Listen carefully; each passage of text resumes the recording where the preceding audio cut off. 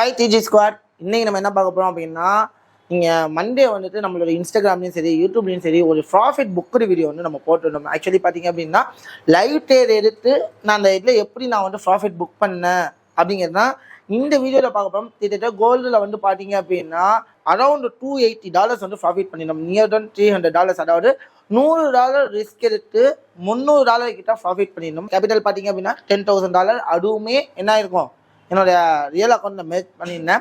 Plus நான் எடுத்த risk அப்படிங்கிறது பார்த்தீங்கன்னா $100 ரிஸ்க் எடுத்தேன். ப்ராஃபிட் பண்ணது நியர் டன் கமிஷன் எல்லாம் போக $285 ப்ராஃபிட்டும் எடுத்திருந்தேன். ஆக்சுவலி அதை நான் ப்ரூஃபாக அட்டாச் பண்ணுறேன். அப்படி இல்லை நீங்கள் உண்மையாக தான் நீங்கள் ப்ராஃபிட் பண்ணீங்களா அப்படின்னு சில ஜீவன்கள் வந்து கேட்பீங்க. அந்த ஜீவன்களுக்காக நான் எடுத்த ப்ராஃபிட்டை நான் ஷோ ஆஃப் பண்ணுறேன். இந்த இடத்த பாருங்கள், நான் ப்ராஃபிட் புக் பண்ணியிருக்கேன். இது என்னுடைய ரியல் அக்கௌண்ட் தான். பார்த்தீங்கன்னா உங்களுக்கு தெரியும், இது என்னோடய ரியல் அக்கௌண்ட். இல்லை அப்படின்னா நான் ஐ பட்டன் தரேன். அந்த ஐ பட்டன்னா அந்த வீடியோ போய் ஃபஸ்ட்டு பாருங்கள் நான் என்ன காமிச்சிருக்கேன் அப்படின்னு சொல்லிட்டு.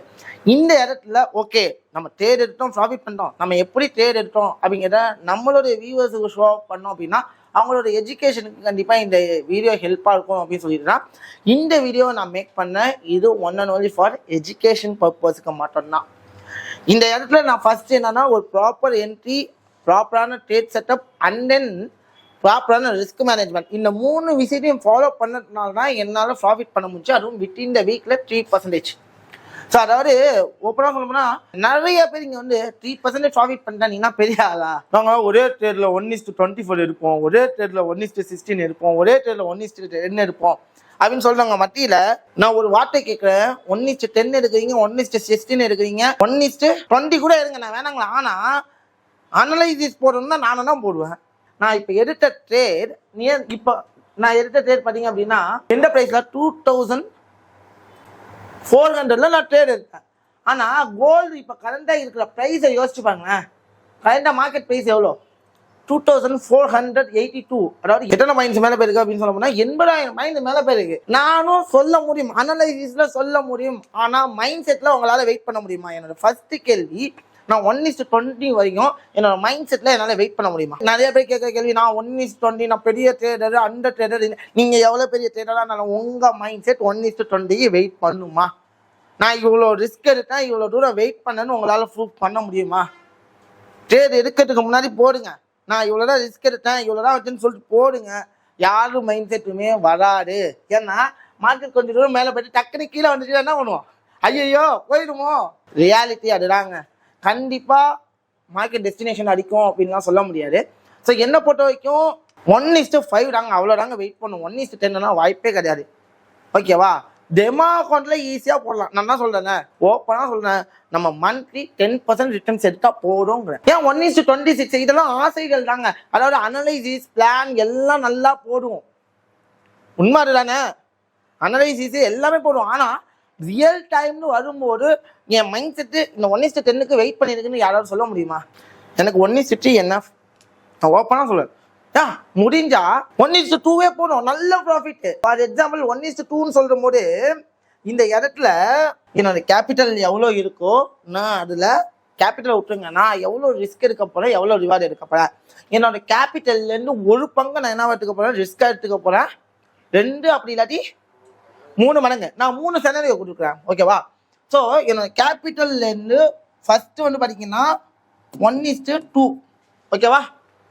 அப்புறம் 1:3, அப்புறம் 1:5மா. 3 விஷயம் தான் நம்ம கொடுக்க போகிறோம். ஓகேவா? அப்போது நான் 1:2 அப்போ ஃபஸ்ட்டு என் கேபிட்டல் எவ்வளோங்க நான் டிசைட் பண்ணேன். எவ்வளோ என் கேபிட்டல் இருக்குன்னா, இல்லை ஃபண்டட் அக்கௌண்ட் எடுக்கிறீங்க அப்படின்னா ஒரு $10,000 வச்சுக்கோங்க. ஓகேவா? ஸோ $10,000 நான் ஒரு பங்கு தான் யூஸ் பண்ண போகிறேன். அதாவது $10,000 100 பங்கு இருக்குமா? 100% ஃபுல்லாக 100%னா $10,000 ஃபுல்லாக. அதில் 50%னா பாதிக்கு பாதி. அப்போ 1%னா 100. $10,000 100 என்ன பண்ணிடணும், பிரிக்கணும். அப்போ எவ்வளோ வரும்? $100. அப்போ 1%னா எவ்வளோ? $100. அப்போ $100 ரிஸ்க் எடுத்தேன் அப்படின்னா $100 ரிஸ்க் அமௌண்ட்டு. அப்போ ப்ராஃபிட்டு $200. இங்கே $100 ரிஸ்க் அமௌண்ட்டு, ப்ராஃபிட்டு 300. இங்கே 500. புரிஞ்சுக்கிட்டீங்களா? அப்போது இதை நீங்கள் நல்லா ஞாபகம் வச்சுக்கிட்டு ஃபார் எக்ஸாம்பிள் இப்போ நான் 1:2 ஒரு 10 ட்ரேட் எடுக்கிறேன், 1:3 10 trade, 1:5 1:2 5 trade loss, 5 trade profit.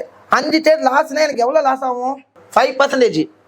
5 trade profit வந்தா 10%. அப்போ என் கையில் ப்ராஃபிட்லேருந்து லாஸ் நான் கழிச்சேன் அப்படின்னா என் கையில் எவ்வளோ இருக்கும்? இப்போ நல்ல ப்ராஃபிட் ரிட்டர்ன் தானே, நான் ரொம்ப சொல்லலை, பாதிக்கு பாதி. ஸோ 5%. அதே வந்துட்டு 1:3 வின் ரேட்டு 30%னா 7 ட்ரேட் என்ன பண்ணுவேன்? Loss, winning trade 3. அப்போ எவ்வளோ லாஸ் ஆகுது? 7% லாஸ் ஆகுது. ஓகேவா? 9%. அப்போ கையில் 2% ப்ராஃபிட் நிற்கிதுல்ல.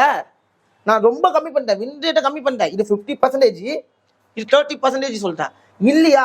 இல்லை ப்ரோ 1:3 எனக்கு 40% அப்படின்னாலும் இங்கே என்ன வரும்? 4 மாறுமா? 4னா 12%. இங்கே எவ்வளோ வருது? 5%. 1:5. 1:5னா என்ன? சிம்பிள். அதே 30% வின் ரேட் இருந்தாலுமே சரி 1:5 எல்லா ட்ரேடுமே 1:5 கொடுக்காது. நல்லா அனலைஸ் பண்ணி அதில் நான் எத்தனை ட்ரேட் எடுக்க போகிறேன், எப்படி எடுக்க போகிறேங்க டிசைட் பண்ணணும். 30% வச்சுக்கோங்க, இது 40, இது 10, இது 30% வின் ரேட்டுனா 3 ட்ரேட் வின் பண்ணுவேன். அப்போது இங்கே பாருங்க 7% லாஸு, வின்னிங்கு 15%மா. அப்போது லாஸ்ட்ல கழிச்சுன்னா என் கையில் எவ்வளோ இருக்கும்? 8% கையில் நிற்கும். சரி, அப்போது இது மட்டும் போடும். நீங்கள் ஃபஸ்ட்டு 1:3க்கு வெயிட் பண்ண ரெடியாக இருக்கீங்கன்னு ஃபஸ்ட்டு உங்களை நீங்கள் செக் பண்ணுங்கள். ரியல் அமௌண்ட் போட்டு 1:3க்கு நீங்கள் வெயிட் பண்ண ரெடியாக இருக்கீங்களா? உங்களோட பொறுமை ஃபஸ்ட்டு 1:2க்கு டெமோ அக்கௌண்ட்டில் நான் சொல்லலை, ரியல் மணியில் நான் சொல்கிறது. ரியல் மணியில் ஃபஸ்ட்டு 1:2க்கு வெயிட் பண்ணுறீங்களான்னு பாருங்கள், அப்புறம் 1:3க்கு வெயிட் பண்ணுறீங்களான்னு பாருங்கள், அப்புறம் 1:5. ஸோ எப்படி ரிஸ்க் ரிவார்டு வச்சாலும் என்னால் ப்ராஃபிட் பண்ண முடியும். நான் 1:10 வச்சேன்னா, ஆனால் 1:10 1:20 நீங்கள் பேராசப்படுறீங்கிறத தெளிவாக கொடுக்குது. ஒன்றும் இல்லைங்க, சிம்பிளுங்க. என் ஸ்டூடெண்ட் ஒரு பர்சன் நான் சொல்லி கொடுத்தது மினிமம் 1:2 எடுங்க, மேக்ஸிமம் உங்களுக்கு ப்ராப்ளம். அந்த ஸ்டூடெண்ட் என்ன பண்ணாருன்னா 1:2 போயிடுச்சு. என்ன பண்ணியிருக்கணும்? ஒன்று இட்ஸ் அ குட் ப்ராஃபிட், வெளியில் வந்துடணும். Market trend reverse. நான் 1:10 தான் அடிப்பேன், 1:10 தான் அடிப்பேன். நேராக போய் ஸ்டாப்லாம் சரி. இதுதான் தப்பு. நம்ம மக்கள்கிட்ட இருக்கிற மிகப்பெரிய விஷயம் என்னன்னா, போடுங்கிற மனசு நம்மள்ட்ட இல்லைங்க. நான் என்ன மேக்ஸிமம் 1:5 வைங்க, போடும்ல. நான் நினச்சினா நான் ஹோல்ட் பண்ண, நான் 1:20 தான் அடிப்பேன். மார்க்கெட் அப்பு நான் நினச்சின்னா பண்ணலாம். ரியல் டைமில் அது முடியாது. அனலைசிஸ் பண்ணி எப்படி வேணாலும் சொல்லலாம், ஆனால் ரியல் டைமில் அது சாத்தியப்படாது. நான் ரிஸ்க் மேனேஜ்மெண்ட் ரூல் பண்ணுறது எப்படின்னு சொல்லிட்டு நான் ஒரு வீடியோ போடுறேன், அது தெளிவாக பார்த்துக்கலாம். So let's get started with the live analysis. ஓகேவா?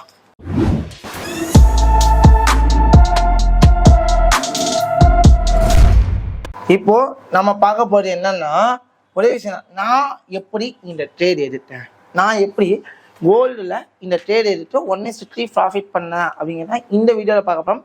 அதுக்கான லைவ் எவிடன்ஸ் நான் ஐபட்டன்றேன், அதை பாருங்க. ஓகேவா? ஸோ இந்த மாதிரி நாங்கள் ஒரு சீரியஸ் ஆரம்பிச்சிருக்கோம். இந்த சீரியஸ் கண்டிப்பாக உங்களுக்கு பிடிச்சிருக்கு அப்படின்னா ப்ரோ இதே மாதிரி சீரியஸ் கண்டினியூ பண்ணுங்கன்னு சொல்லிட்டு கமெண்ட் பண்ணுங்கள். கண்டிப்பாக இந்த சீரியஸை எக்கைக்கு நம்ம அப்டேட் பண்ணிக்கிட்டே இருப்போம். ஸோ வாங்க நம்ம பார்ப்போம் என்னன்னு. இங்கேருந்து பை எப்படி போகும் அப்படின்னு சொல்லிட்டு நம்ம எப்படி டிசைட் பண்ணோம் அப்படின்னா சிம்பிள். ஸோ போன வீக் ஒரு நல்ல பம்பு கொடுத்துச்சுங்க.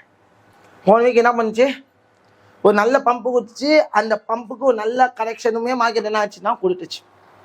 நல்ல பம்பு, நல்ல கரெக்ஷன். மார்க்கெட்டு இனிமேல் என்ன ஆகிறதுக்கு ப்ராபபிலிட்டி இருக்குது? அந்த நியூஸோட இம்பாக்டில் இனிமேல் எகைன் மேலே போகுங்கிறத நாங்கள் டிசைட் பண்ணணும். ஃபஸ்ட்டு திங் எகைன் இந்த இடத்துல பார்த்தீங்கன்னா ஒரு டவுன் ட்ரெண்ட் கிரியேட் ஆகிருக்கு. ஃபஸ்ட் என்ன ஆயிருக்கு? ஒரு டவுன் ட்ரெண்ட் கிரியேட் ஆகிருக்கு.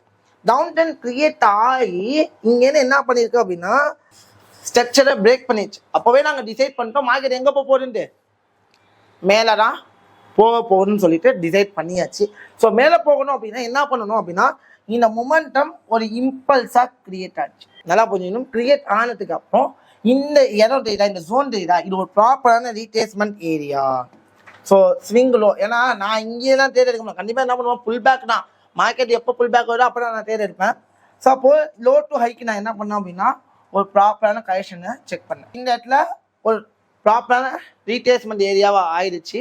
ஸோ ரீட்ரேஸ்மெண்ட் ஏரியாவில் டச் பண்ணி எனக்கு இங்கே என்ன பண்ணுச்சு அப்படின்னா மார்க்கெட் எங்களுடைய தேஜினியஸோடைய கன்ஃபர்மேஷன் ரூல் படி இங்கே எனக்கு கன்ஃபர்மேஷன் வந்தாச்சு. என்னதான் 50 மினிட்ஸ் கன்ஃபர்மேஷன் வந்தாலும் அதோட lower time frame internal status shift பார்க்கணுமா? ஏன்னா இங்கே என்னவா இருக்கு கண்டினியூவா மார்க்கெட் என்ன இருக்கு கீழே விழுந்துருக்கா? கண்டிப்பாக உள்ளுக்குள்ளே என்ன இருக்கும் இன்டர்னல் ஸ்ட்ரக்சர்ஸ் இருக்குமா? அதை நான் எங்கே போய் பார்ப்பேன் அப்படின்னா 1 மினிட்ல போய் பார்ப்போமா. நான் 1 மினிட்டுக்கு போகும்போது இங்கே எனக்கு தெளிவாக தெரிஞ்சிச்சு ஸ்ட்ரக்சர் ஷிஃப்ட் ஆயிடுச்சு. ஸ்ட்ரக்சர் ஷிஃப்ட் ஆனோடனே ஓகே மார்க்கெட்டு ஃபர்ஸ்ட்டு இந்த ஸ்ட்ரக்சர் ஷிஃப்ட் ஆனோடனே ஃபர்ஸ்ட் டார்கெட் இந்த லைன் நம்ம வச்சேன். ஏன்னா இந்த லைனை உடச்சிட்டா மார்க்கெட் மேலே போயிடுவான், அதர்வைஸ் கீழே விளையாட்டு சான்சஸ் இருக்கு. ரிஸ்க் ஃப்ரீ ட்ரேடை யூட்டிலைஸ் பண்ணணும்னு சொல்லிட்டு ஏன்னா இந்த லைனை தாண்டிட்டானா நான் ஸ்டாப்லஸ் என்ட்ரி மூவ் பண்ணிடுவேன். ஸோ ஓகேவா? ஸோ இந்த மாதிரி ஒரு ரூலை நம்ம ஃபாலோ பண்ணுவோம். ஸோ ஒரு கலெக்ஷன் வரட்டும் சொன்னோம். இந்த கலெக்ஷனுக்கு வந்துச்சு we can place the trades. So ட்ரேடை பிளேஸ் பண்ணோம். என்னாச்சு அப்படின்னா மார்க்கெட்டு அழகாக ஒரு மொமெண்டமாக கொடுத்துச்சு. அதாவது இந்த இடத்துல நம்ம எப்போ மொமெண்டமை ட்ராக் பண்ணோம் பாருங்க 1:2.8 நான் ப்ராஃபிட் பண்ணணும்னு நான் அப்படியே வச்சுருக்கேன். ஸோ அப்போ பார்த்துக்கிட்டிங்கன்னா உங்களுக்கு ஒரு ஐடியா கிடைக்கும். இது ப்ராஃபிட் பண்ணிட்டேன், அகைன் மார்க்கெட் ஒரு கரெக்ஷன் வந்தால் அடுத்த ட்ரேட் போகலான்னு வெயிட் பண்ணோம். பட் கரெக்ஷன் வரல, அப்படியே மேலே போயிடுச்சு. ஃபர்ஸ்ட் திங் பட் எனக்கு இந்த வீக் 3% இட்ஸ் என்னன்னு என் மைண்டுக்கு பட்டுச்சு. இட்ஸ் ஓகேவா? ஸோ அப்போது ஒரே ட்ரேட்ல என்னால் 3% பண்ண முடியும். நான் அதிகமாக புஷ் பண்ண விரும்பல. எனக்கு நல்ல ட்ரேட் செட்டப், நல்ல ட்ரேட் கிடைச்சா அந்த ட்ரேடை நான் என்ன பண்ணிப்பேன்னா எடுத்துக்கலாம் அப்படிங்கிறதா இது. ஸோ அடுத்த ட்ரேடுக்கும் நாங்கள் வெயிட் பண்ணிட்டு தான் இருந்தோம். என்னுடைய ரூல்னு ஒன்று இருக்கு, ஒரு புல் பேக் வரட்டும்னு சொல்லிட்டு நிறைய ட்ரேடை நான் என்ன பண்ணுறேன் அப்படின்னா மிஸ் பண்ணுறேன். ஓப்பனாக சொல்கிறேன், அதை இந்த இடத்துல நான் ரெஜிஸ்டர் பண்ணணும். ஸோ அப்போ நான் கட்டிக்கிட்ட பாடம் என்னன்னா வெயிட் பண்ணுறதும் தப்புடாகணும் அப்படிங்காம பண்ணேன். பட் என்னன்னா ஆனாலும் சரி என் ரூல்லேருந்து நான் பின்வாங்க போகிறது இல்லை. ஸோ அதில் நான் தெளிவாக இருக்கேன். ஸோ அடுத்த ஆப்பர்ச்சுனிட்டிஸ் கிடைக்கும் போது என்ன பண்ணிக்கலாம், அடுத்த ட்ரேட்ஸை மூவ் ஆன் பண்ணிக்கலாங்கிறதா இந்த இடத்துல உங்களுக்கு டீச் பண்ணேன். அப்போது நல்லா பாருங்க, ஒரு ட்ரேட் எக்ஸிக்யூட் பண்ணணும் அப்படின்னா நான் வந்துட்டு சும்மா சொல்லணும்னு சொல்லலை, நான் லைவ் ட்ரேட் எடுத்து அதை ஷோ பண்ணிட்டு நான் இங்கே பேசுகிறேன். ஓகேவா? அப்போது நல்லா புரிஞ்சுங்க, ஒரு மார்க்கெட்டில் ஒரு ட்ரேட் எடுக்க போகிறப்போ அந்த ட்ரேடுக்கான proper trade management rule, risk management rule, ஒரு ப்ராப்பரான ட்ரேடிங் பிளான், ஒரு ப்ராப்பரான ட்ரேட் செட்டப், நான் எதை பார்த்து ட்ரேட் எடுக்கணும், எதை பார்த்து ட்ரேட் எடுக்கக்கூடாது, இதெல்லாம் தெரிஞ்சுதான் ஒரு ட்ரேடை எடுத்து ப்ராஃபிட் பண்ண முடியும்னா இதெல்லாம் பண்ணி தான் ஆகணும். நான் ஒரு கமாண்டு பார்த்தேன், இவ்வளோ பார்த்து ட்ரேட் எடுக்கிறதுக்கு நான் இன்வெஸ்ட் பண்ணிட்டு போயிடலாமே அப்படின்னு சொல்லிட்டு ஒரு கமாண்டு. இன்வெஸ்ட் பண்ணிட்டு போகலாம், நான் இல்லைன்னு சொல்ல. ஆனால் நான் இங்கே வித்தின் த டைம்குள்ளே 3% ப்ராஃபிட் பண்ணேன். இன்வெஸ்ட்மெண்ட்டில் அப்படி பண்ண முடியுமா? இங்கே நான் ஃபுல் மார்ஜின் யூஸ் பண்ணலை, இன்வெஸ்ட்மெண்ட்டில் அப்படி பண்ண முடியுமா? நான் ஒரு 10% நான் ரிட்டர்ன்ஸ் எடுக்கணும் அப்படின்னா உடனே முடியுமா கேட்டால் இல்லை. லாங் டேர்மில் ஒரு நல்ல இன்வெஸ்ட்மெண்ட்டில் எடுக்கலாம். ஸோ ட்ரேடிங் வேறு, இன்வெஸ்ட்மெண்ட் வேறு அப்படிங்கிறத தெரிஞ்சுக்கோங்க. ஃபஸ்ட்டு ட்ரேடிங் அப்படிங்கிறது ஒரு பிஸ்னஸ், அந்த மாதிரி நீங்கள் திங்க் பண்ணுங்கள். அதெல்லாம் நான் சொல்கிறது, ஒரு ட்ரேட் எடுக்கும்போது நிறைய விஷயத்த பார்க்கணும், யூட்டிலைஸ் பண்ணணும். பிஸ்னஸ் பண்ணுறது ஈஸி கிடையாது. 100 பேர் பிஸ்னஸ் ஆரம்பிக்கிறாங்க அப்படின்னா அதில் வின்னிங்கில் இருக்கிறது எத்தனை பேர்? 3 பேர் தான். ஏன்?